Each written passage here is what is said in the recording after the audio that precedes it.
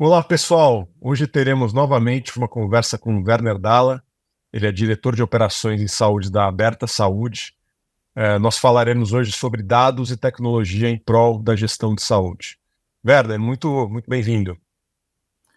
Muito obrigado, Jorge. Para mim é uma grande satisfação poder falar com você novamente e ter a oportunidade aí de debater um tema tão importante que está vinculado à parte de tecnologia e dados na saúde, né?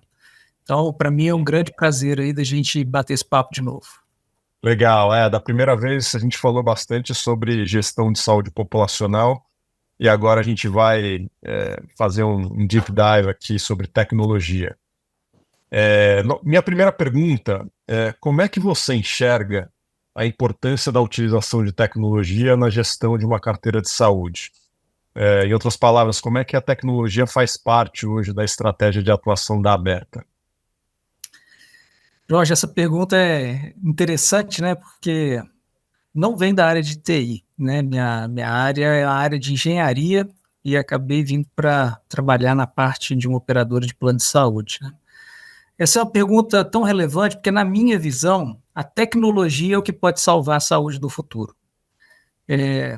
Nós temos buscado aí algumas estratégias que são estratégias que não têm dado sucesso, né, no passado.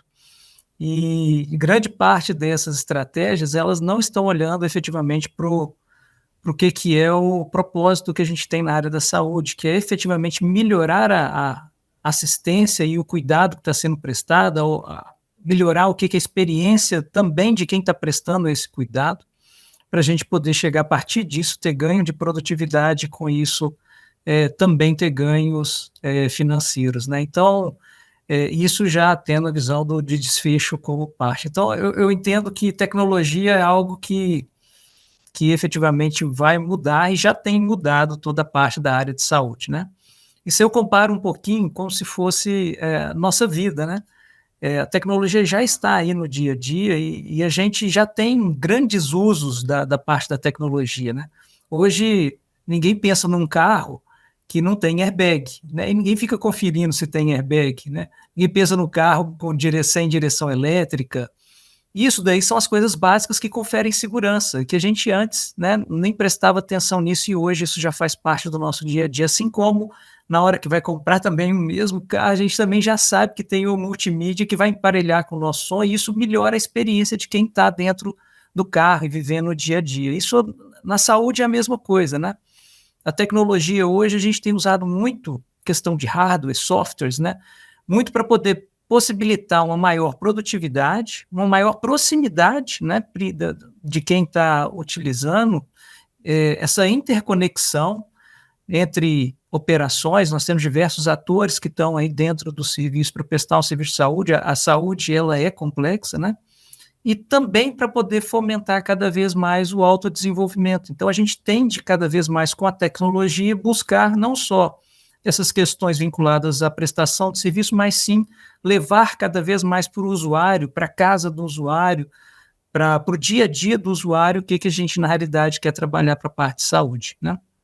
Você tem exemplos disso, de questões práticas aí que vocês têm feito? É isso que entrar aqui agora um pouquinho. A Beta tem feito, assim, bastante coisa nesse sentido, né? A gente tem aqui desde Data Lake, que a gente, na realidade, trabalhou com BIs que nos ajudam efetivamente hoje a fazer essa gestão de saúde, né? Então, a gente consegue hoje ter uma facilidade maior. Nós temos hoje uma ferramenta que nos ajuda a juntar base de saúde ocupacional, a parte de medicamentos, que é uma outra base, a base de utilização e a base dos nossos prontuários, que estão hoje integrados em todas as nossas 15 clínicas, né, da Aberta, e a gente consegue fazer com que o cruzamento dessas informações gere o que é o perfil de saúde do usuário, qual que é a condição de saúde dele, quais são os gaps de cuidado que ele tem. Isso a gente consegue, a partir disso, direcionar toda a nossa intervenção para poder fazer a gestão de saúde, né? Aí, depois que a gente tem isso mais claro, a gente usa muito a telemedicina, né? A Aberta hoje tem buscado evoluir, a gente saiu de 3% para quase 12% de todas as nossas consultas sendo feitas por telemedicina. Então, a gente busca cada vez mais o nosso usuário a partir dessa parte da telemedicina.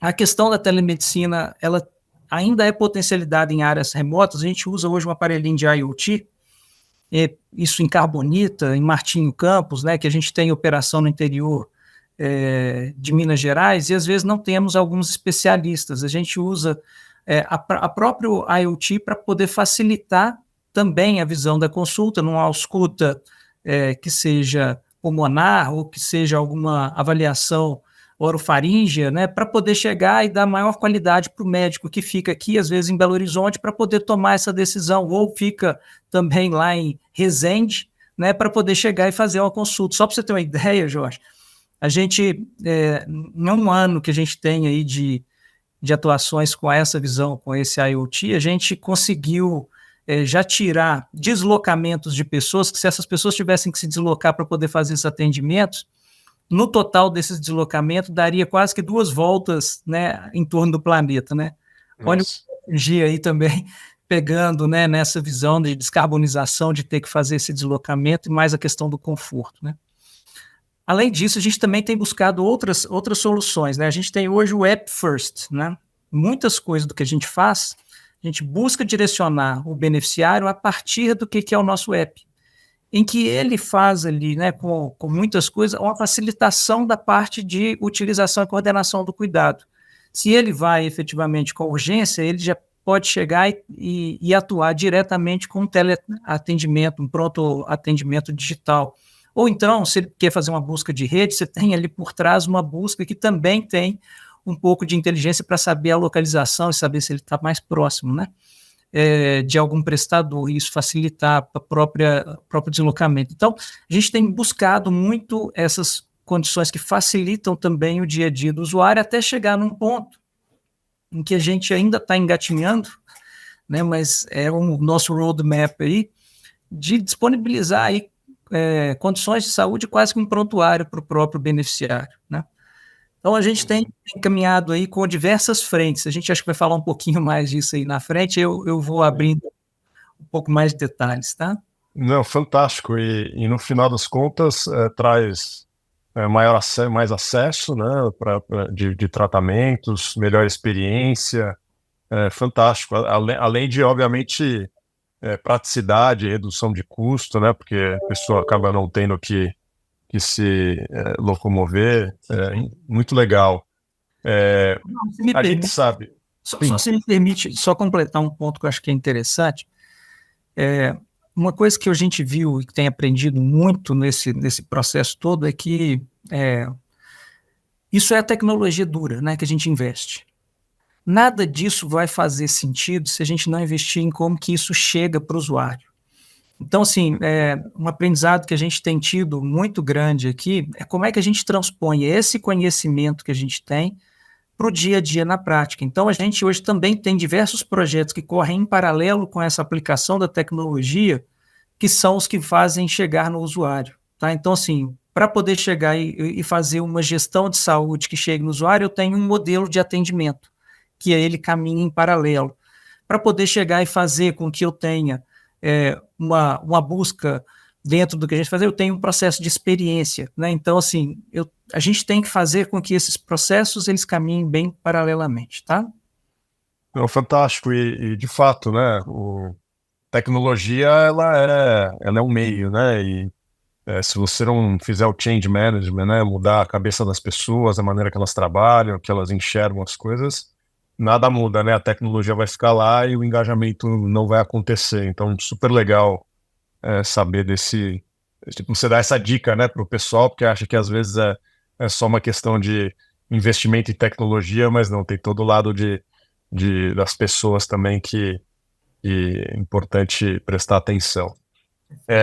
Um problema importante que precisa ser resolvido no sistema como um todo é a interoperabilidade de sistemas e dados, né?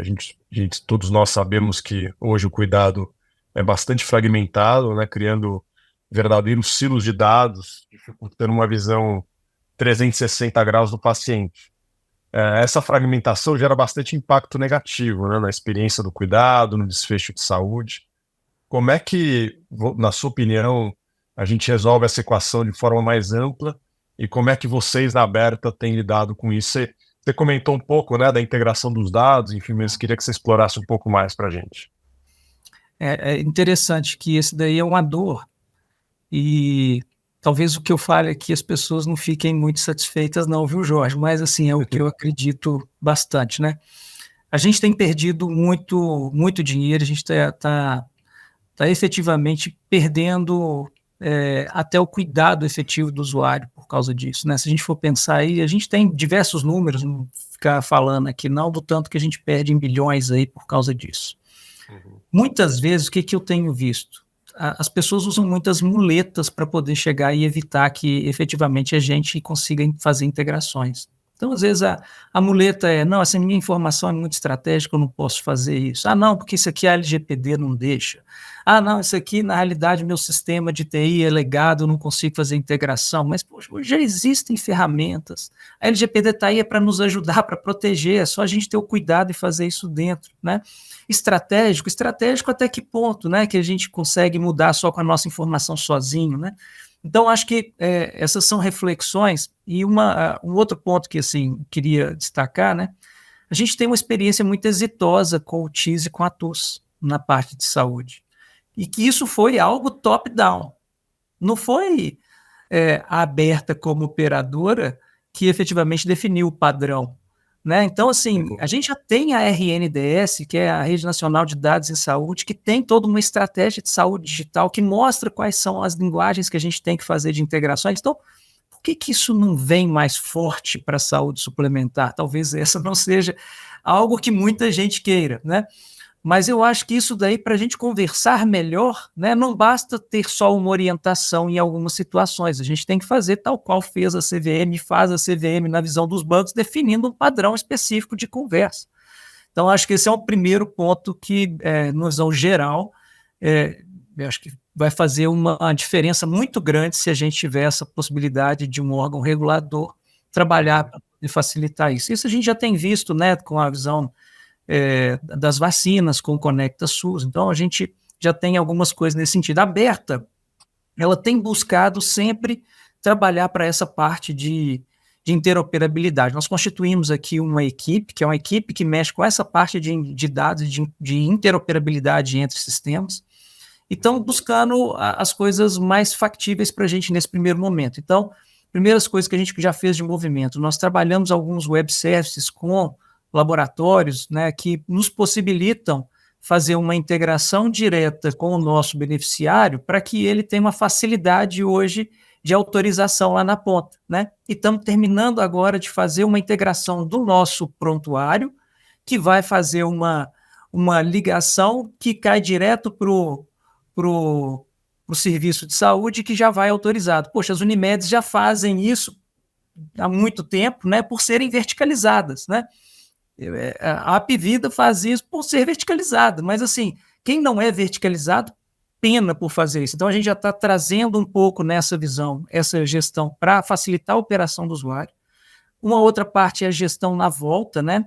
Então, se eu tenho já um resultado, por que eu não posso ter esse resultado dentro da minha carteira? A gente já tem isso em alguns PDFs que voltam para o nosso sistema, mas a gente ainda não tem os dados, numa visão na maior parte, integrados. Então, a gente tem buscado, dentro dessa visão de interoperabilidade, fazer parcerias com os principais players que a gente tem hoje, que afetam a nossa operação, para tentar trazer essa operação para uma menor intervenção humana e uma maior sistematicidade.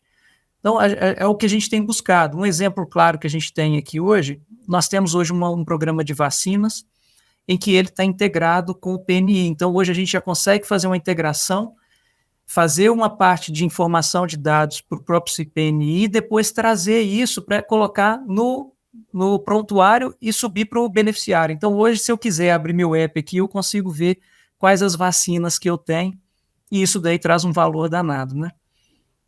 Eu tive... Bom, fica à vontade. Desculpa, eu que estava só dando um exemplo que eu tive recente viajando, acabei tendo um acidente com ferro, e aí, poxa, eu tomei a antitetânica, abri o app lá, consegui ver que tinha tomado antitetânica em menos de 3 anos, e aí a gente fica menos preocupado, acho que as intervenções são essas, né? Então, acho que isso aí ajuda bastante. Não, esse exemplo pessoal seu é fantástico, porque mostra na prática o que é a interoperabilidade, né? Um nome complicado, mas que na realidade é você conseguir ter essa visão 360 do paciente, o próprio paciente saber exatamente as vacinas que tomou, por onde passou, todos os resultados de exame, poder compartilhar isso com seus cuidadores, seus médicos, né? E concordo com você, né? Eu acho que existem alguns exemplos pontuais, né, de algumas empresas que, por questões do seu modelo, já acabam sendo mais integradas, né? Mas, com certeza, vocês na Aberta são um exemplo de uma empresa que está conseguindo, de uma maneira passo a passo, né, mas começar a fazer e ver resultado. Acho que só através da prática e de resultados a gente vai conseguir, de fato, mexer com o sistema como um todo. Acho que não vai ser de uma hora para outra, porque a gente está falando de um sistema muito grande, né? O Brasil é um país muito grande, são diversos players, muito sistema legado, né? Então, é muito bom saber que vocês estão achando um caminho, pelo menos, né? Aqui, só pegando um pouco, nós estamos aqui com 4 grandes frentes, né? É Uhum, interessante, né? Porque mesmo tendo os nossos sistemas aqui, nós temos a primeira integração, é a integração interna, né? Ou seja, eu tenho sistemas, eu tenho que integrar esses sistemas.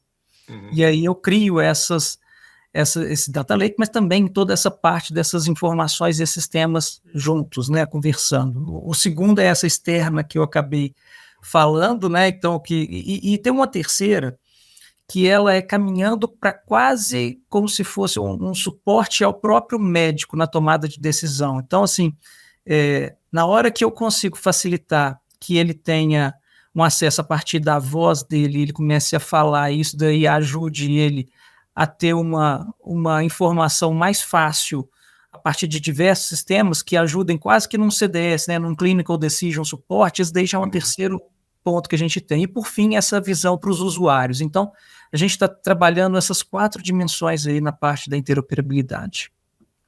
Legal. Nos últimos anos, a gente viu um verdadeiro boom de health techs, né, buscando trazer inovação para o sistema de saúde. Muitas delas levantaram rodadas de investimento altas, né, e com promessa de reinventar o setor. E aí, acho que algumas das propostas são trazer mais fluidez ao cuidado, inteligência de dados, digitalização de processo, entre outras inovações. Vocês trabalham com algumas dessas empresas e, na sua opinião, elas vieram de fato para reinventar o setor? Esse é outro ponto também interessante, né? A gente tem acompanhado, porque a parte das startups, das health techs, né, para mim é algo que veio para ficar e que vai transformar, e já está transformando também o setor.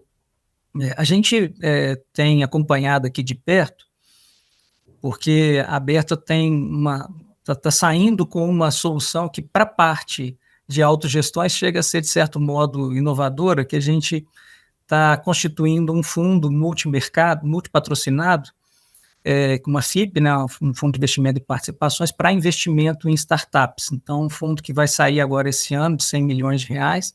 Estamos na parte de fundraising e já com boas perspectivas. E assim, então com isso a gente tem acompanhado bastante o mercado, né? Tem um estudo da Distrito que mostra que a gente tem aí 1 bi de investimento nos últimos 10 anos no Brasil, sendo 80% nos últimos 2. Então, esse é algo recente.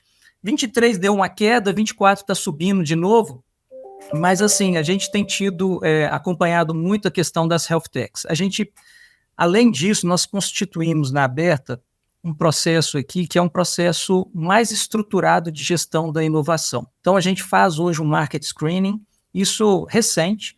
Então, já avaliamos mais de 220 empresas. Dessas 220, 40 a gente já fez business case e já evoluímos para 9 POCs, né? Então, isso aumenta a cada dia. Dessas 9 POCs, 4 a gente já escalou dentro da empresa. Então, isso daí a gente vê que faz uma transformação grande. Gente, eu não vejo, a partir disso que a gente tem acompanhado com o mercado, algo que vá ser assim, a bala de prata da mudança do sistema. Mas também já dá para ver que o somatório de todas essas startups no estágio atual já disruptou o sistema. ele já não é o mesmo do que era ano passado, do que era os anos. Pensar hoje em não ter telemedicina, em não ter PA digital, em não ter essa parte, vamos colocar um IA para poder fazer uma busca de rede, é difícil de você pensar qualquer coisa que seja nesse sentido. Então a gente já tem uma transformação. E para mim, o que é o pulo do gato dentro dessa visão é, se você não estiver acompanhando o mercado, se você não estiver pilotando e gerando conhecimento, capital intelectual para poder fazer com que isso seja testado, mesmo que dê errado, né? A gente já teve diversos erros aqui. A empresa pode estar fora do mercado em 5 anos, em pouco tempo, né? Tem um estudo recente na área de saúde com CEOs de empresas que fala que nos próximos 5 anos, 40% dos negócios não existirão. É um estudo da McKinsey. Então, assim, é um negócio que, assim, para a gente, se não tiver próximo disso, dificilmente a gente vai conseguir fazer essa transformação. E aí vem aquela fato, na minha visão, tá, Jorge, que você falou da interoperabilidade. Se a gente não vai ter uma bala de prata, como é que a gente conecta esses sistemas e esses processos para que a gente consiga fazer com que não vire o Frankenstein dentro das nossas organizações? Então, acho que esse é um dos cuidados que a governança de TI hoje é um dos pontos mais importantes que a gente tem para poder chegar e fazer isso acontecer. Eu não sabia dessa iniciativa de vocês e é muito interessante, né, saber que existe aí, né, esse pensamento de investimento em startups e começar a criar um ecossistema em volta de empresas de autogestão. Eu acho que as empresas de autogestão são talvez as mais capacitadas para começar a trazer inovação. E te digo mais, né, Werner, pelo tudo que você já contou aqui, eu acho que vocês mesmos podem trazer inovações para o mercado de saúde, né? Então, através de experiências que vocês mesmos têm feito dentro de casa, vocês muito bem podem levar isso para terceiros e isso virar uma fonte de receita e acabar inovando também para o setor. Muito interessante essa iniciativa. O tema da vez é a inteligência artificial, né? Na saúde, a gente ainda está um pouco atrás quando a gente pensa em outros setores da economia. Uhum. Apesar disso, já existem diversas empresas utilizando dessa ferramenta para melhorar processo, diminuir fraude, prever grupo de risco, etc., né? Você contou algumas, né? Mas eu queria saber como é que vocês têm se preparado para essa onda de inovação de IA. IA realmente é a bola da vez, e eu estava anteontem, a gente estava com o head da Microsoft fazendo uma palestra para ArcelorMittal como um todo, e a gente participou desse processo, e assim, a fala, né, e aí vem do quanto que isso daí vem chegar para todas as empresas, é que vai ser IA em todos os lugares.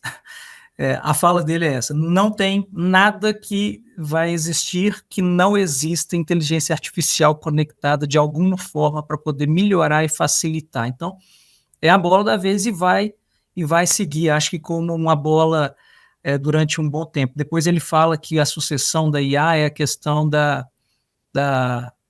parte quântica, né? Então, mas eu acho que isso ainda falta um pouco para chegar. A gente ainda na visão de IA está muito com a visão de IA restrita, né? Aquela IA restrita, né, a alguns processos, que é aquela que tangencia os processos, né? Então, hoje a gente tem a utilização de inteligência artificial para poder chegar e fazer essa compilação das nossas bases de informação e nos dar a condição de saúde de cada beneficiário e alocação dentro de um protocolo de cuidado, sendo essa alocação a gente facilita como é que vai ser a parte de quem vai abordar essas pessoas, né, os nossos beneficiários, e aí a gente consegue alocar em cada linha de cuidado, e com isso você pega uma pessoa que é hipertensa, tem um protocolo vinculado a ele, se ele já fez aqui, faz o acompanhamento, compra medicação e está em uso, eu já tenho ele preenchendo uma parte do meu gap de cuidado, né? Mas se ele não faz o controle, né,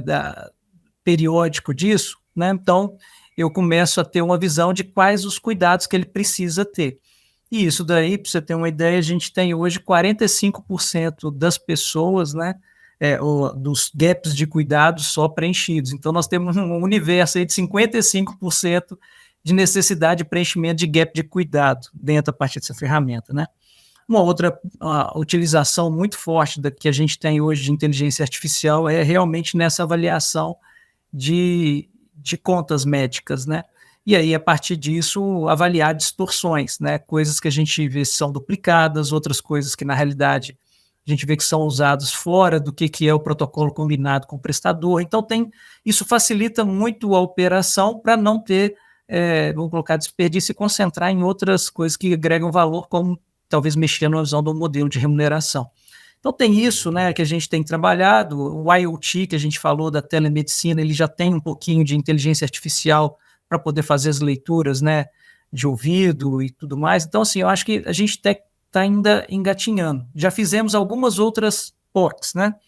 Uma vinculada, que eu acho que é legal, que eu acho que é interessante contar aqui. A gente fez uma com uma empresa que ela transforma, né, a fala do médico, a consulta do médico em dado estruturado no prontuário, que o médico depois só valida, com assertividade muito grande. Então, a gente já está terminando essa POC, e assim, com um sucesso bem legal, e que isso daí traz uma economia de tempo na hora da consulta médica e uma experiência melhor para o próprio médico, que hoje está vivendo uma intensidade muito grande e com prejuízo de saúde mental também significativo. Então, acho que isso ajuda também naquela visão social de trabalhar isso aí. Então, assim, então são hoje situações que a gente hoje tem vivido e tem utilizado, né? E nesse exemplo interessante também é que ajuda a preencher os dados, né, que você precisa para continuar o cuidado daquele paciente, né? De fato, é um ônus grande para os médicos terem que preencher a cada consulta, né, tratamento, ter que preencher o prontuário. Então, se tiver uma maneira automatizada para fazer isso, melhor, né? Muito, muito bacana. O que a gente tem visto, Jorge, é o seguinte: investimento em pessoas vai ser fundamental, né? Então, hoje, a gente tem montado uma equipe e tem buscado aí com a visão de mercado, né, compartilhar conhecimento, até porque a gente não vai conseguir ter todo esse conhecimento internamente, para poder chegar e participar desse processo de evolução. Capacitar nossos gestores, nossas equipes diretas envolvidas em prompt engineering, então, assim, de saber como demandar uma IA, saber onde buscar uma IA, né, mesmo que seja no code, mesmo que, né, não seja para poder fazer codificação, mas você tem que entender o que funciona para poder chegar e saber demandar, senão a pessoa vai demandar errado. Então, a capacitação, a gente tem buscado muito isso daí, principalmente em equipes específicas, para que elas depois multipliquem isso com os nossos gestores e com as nossas equipes de forma geral, né? Então, eu entendo que esse é um ponto que a gente aí precisa ainda desenvolver um pouco mais. Essa questão de cultura e gestão de pessoas me lembrou uma conversa que eu tive com uma líder de tecnologia de um grande hospital aqui em São Paulo, e ela me contava que essa questão cultural para ela é a mais importante, porque tecnologia existe, está aí, a gente desenvolve, agora a cabeça das pessoas, os processos, a confiança é algo que precisa andar em paralelo, né? Você precisa fazer isso junto com a mudança tecnológica, você tem que mudar também a cabeça das pessoas. Então, muito legal saber que vocês têm essa visão também e estão colocando em prática. Minha última pergunta aqui, a privacidade de dados é um tema da maior importância, né? A gente tem hoje uma lei que regula essa questão, a LGPD, Lei Geral de Proteção de Dados, e os dados de saúde são os mais sensíveis.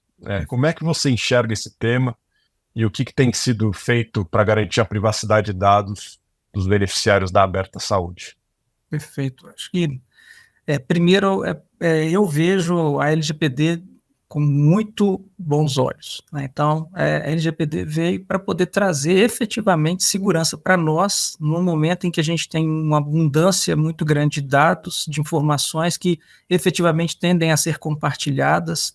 Então, a LGPD realmente traz uma segurança para nós, usuários das informações, não vou colocar de que fornecemos as informações.